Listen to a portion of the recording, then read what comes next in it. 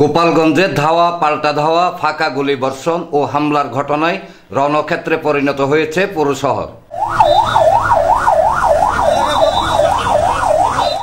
জুলাই মাস জুড়ে জেলায় জেলায় পদযাত্রার অংশ হিসেবে জাতীয় নাগরিক পার্টি এনসিপি গোপালগঞ্জে সমাবেশ শেষে ফিরে যাওয়ার পথে এই ঘটনা ঘটে।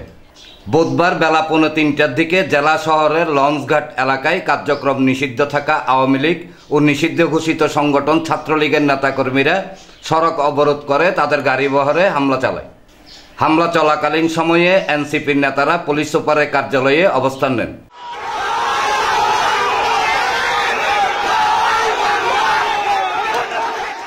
এ সময় পুলিশের সঙ্গে সংঘর্ষে জড়িয়ে পড়ে আওয়ামী লীগ ও ছাত্রলীগ।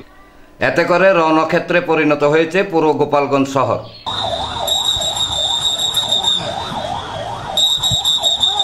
পরিস্থিতি নিয়ন্ত্রণে আনতে সেখানে 144 ধারা জারি করেছে প্রশাসন।